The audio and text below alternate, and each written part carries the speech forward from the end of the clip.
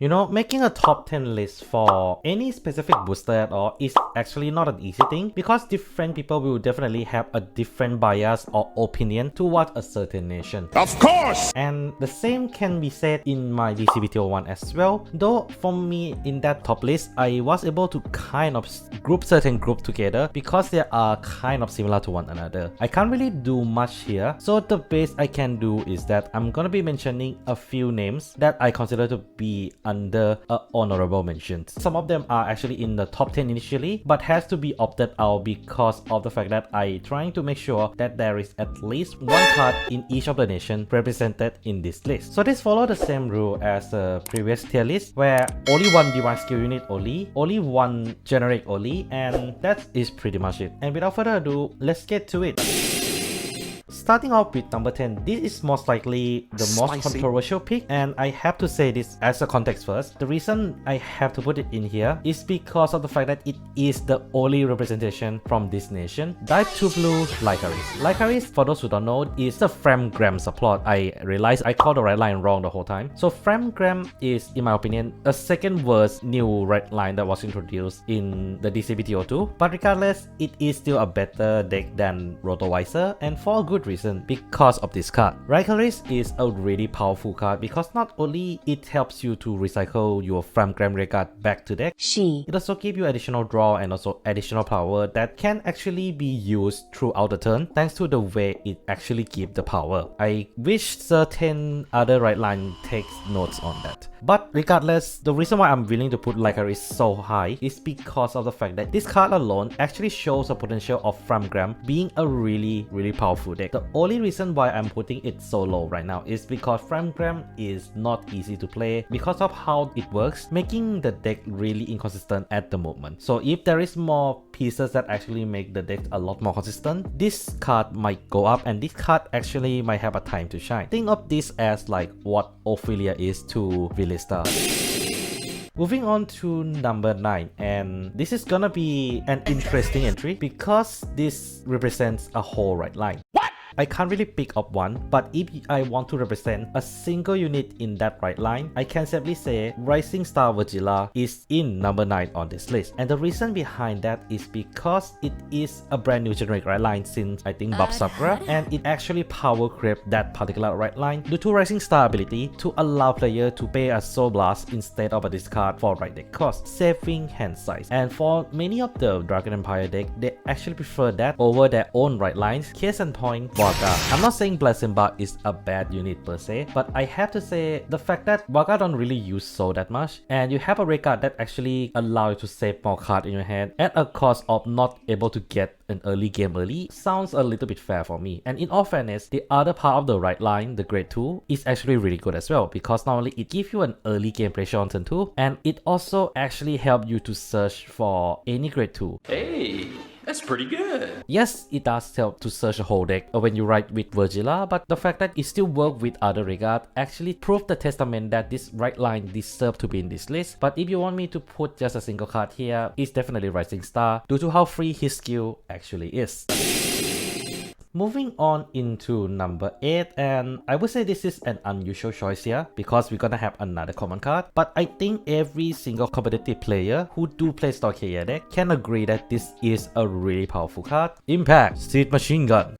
Heavy machine gun Is on this list. Yes, even Soga wasn't able to make it in this list. How could this happen to me? But I have to say he is under the honorable mention for the reason I will talk about afterward. But why I'm putting the Blitz Order over a Triple R? Well, to put it simply, this is in my opinion one of the hardest counter to the main meta playstyle of Vanguard for the past 5 years, and that is of course multi-attack. It's kind of sad and annoying at the same time because almost every single deck in not just Overdress format but also V format has some form of multi-attack to actually be competitive, and I can see why. It forces your opponent to waste more cards in their hand than just one big power, and it is actually one of the easiest easiest way to actually implement a way for the deck to actually get competitive. And this is a best, I would say not the best card to counter, but it does help into countering that playstyle a lot by simply having a skill where your Vanguard gets additional 5k for the turn for every time your opponent trying to call additional red card during battle phase or a stand a red card. I mean, it's alright, like... This alone actually makes guarding against certain deck a lot of help, especially those that can do a lot more of multi-attack but doesn't really have a huge power level. Case in point, Liao Amorta and Tamayura. Of course, there are some decks that still not scared of Impact Seed Machine Gun, but this alone is kind of proof that Bushiroad has started to actually bother to slowly but surely countering the multi-attack playstyle. The only drawback I have to say with this card is the fact that it is not the easiest to slot in compared to the previous entry, but it is definitely has enough impact if you manage to play it because of how strong the effect actually is.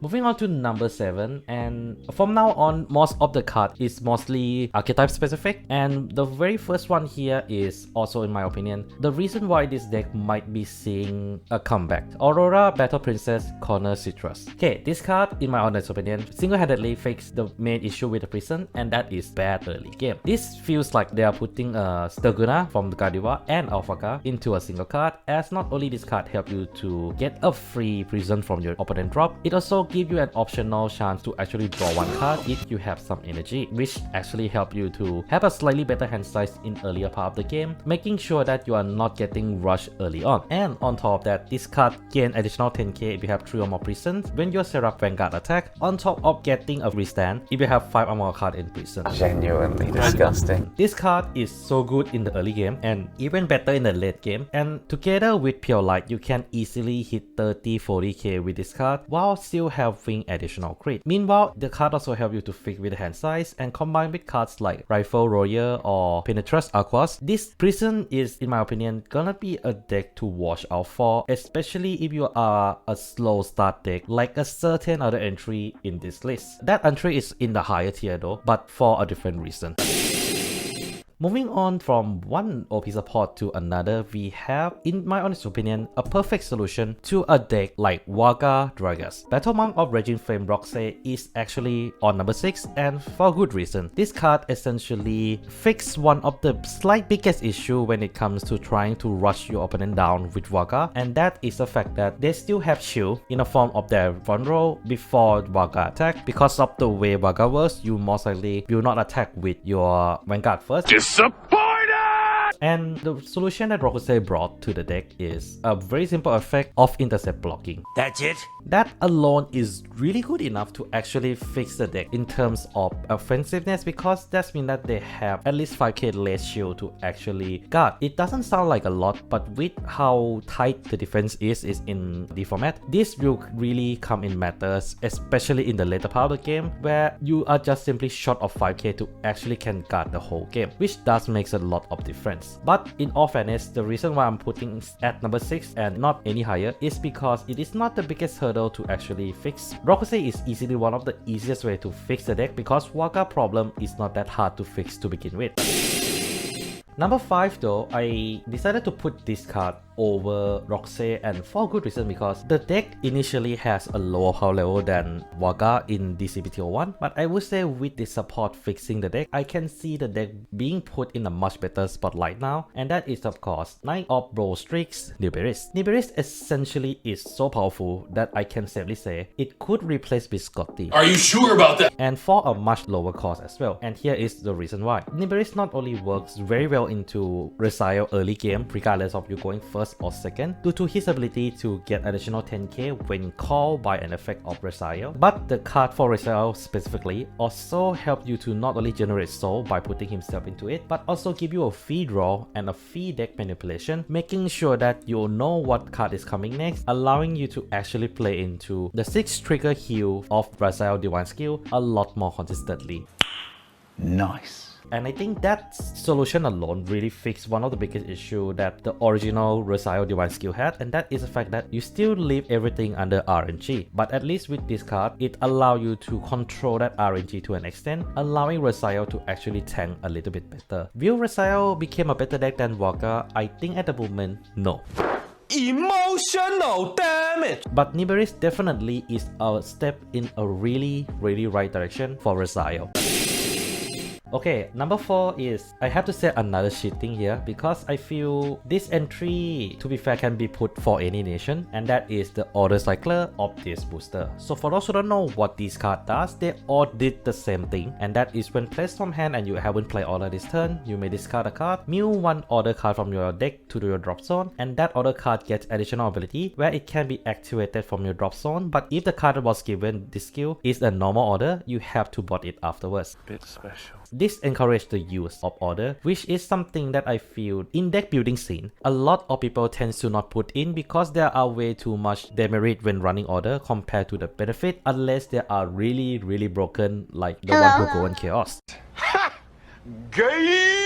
But now I can safely say with the amount of goods order and a card that essentially help you to recycle it, we might be seeing a brand new playstyle of a same deck but trying to run into order focus, allowing them to either build their board quicker or have a better way to actually pressure down your opponent. Case in point, Order Lord. Because of the order cards like Draco Resonance, which is technically another honorable mention I want to mention here, it is a really good order cards, but the Order Cycler makes it even better because you can run lesser copy of it, meanwhile still running this set of Order Cycler to actually give you a body and a consistent way for you to play into these orders. So yeah, it is in number 4 for the fact that it paved a way for a different part of deck building, and that is the order playstyle.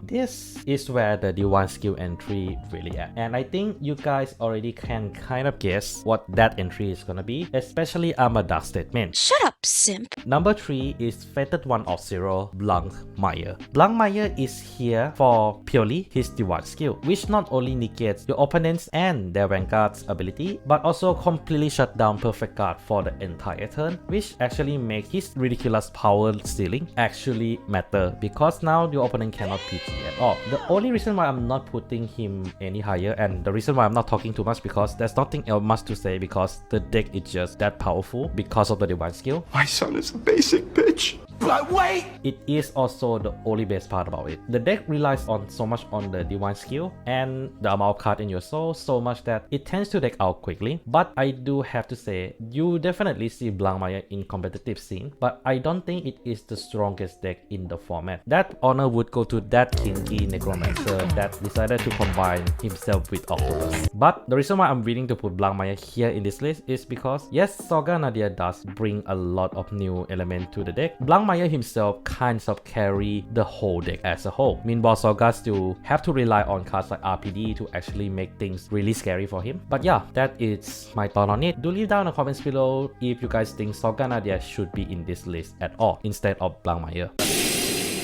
Okay, so what cards is actually better than Blankmeyer? Well, these top 2 actually make a mark for something completely different. One is a perfect solution to a deck, meanwhile being a really good generic card, and the other is essentially a representation of Serugaon in bracket, and that is number 2 of this list, White Flash Sight Balderit. Balderit has ability to not only be a 13k unit, but also has ability to generate soul and allow you to fetch any grade 2 or greater card or set order from your deck after it boosting. Balderit has one of the easiest conditions to trigger, even easier than Serugaon, on top of the fact that it generates so much benefit as much as Shenri does. And I can safely say Balderit is really that good. The only drawback of the card is that you can't fetch the grade 1 or less, which is obvious because that means it allows you to fetch into PG consistently. Oh wait, that's what Serugaon does, doesn't it? Why, Bushiroad? Why? Why are you like this? But regardless, I think Balderit is a really good representation of the Serugaon clone in this list. Star Slave Demonic Lady Byfront. This is clearly the most expensive card in terms of the base rarity, and I think for a lot of people, they might be wondering why the heck is this card in particular. No. He's got a point. Well, Byfront essentially has a generic skill where you can essentially pull a chaos like Pseudo, where you can actually look at top 3 cards, add 1 card to your hand, put 1 into soul, and put the last one into your drop. And I'll be honest, the reason why I'm not too sold on this card at the beginning is because of that last part. You are mulling that card into your drop zone, making certain deck like Blankmeyer or Baromagnus not be able to use it because they already go through their deck really quickly already. But it is still a really powerful powerful skill nonetheless because of the fact that it allows you to essentially deck thinning but also help you to build your drop, which is something certain deck in dark state actually prefer, especially those that need to recycle card from their drop zone. But I think the main reason why I'm willing to put Byfront in this number 1 is because of the second skill, the skill that particularly fixing the Almagesta as a whole deck. Because I am here. You see, this card at the cost of Soul Blast 1 and Energy Blast 3 allow you to search your deck for either Astroya unit or a critical trigger, put them into your soul, and if you do, you can call anything back from your drop zone. The fact that they are giving a monster reborn effect to a deck like Unica is really fair because the deck is not very good at the moment. But I have to say, with Byfront, it fixes so much issue for the deck to an extent that it actually, in my opinion, has one of the best boosts I have ever seen for any deck in general. Like, Unica was one of the most mid deck we have seen in the dark states, and I can safely say with Byfront, it is definitely gonna be a proper dark horse that I mentioned back in my DZBT02 tier list. And you guys might be wondering why. Well, to put it simply, this allows you to run one copy of your attacker in your deck.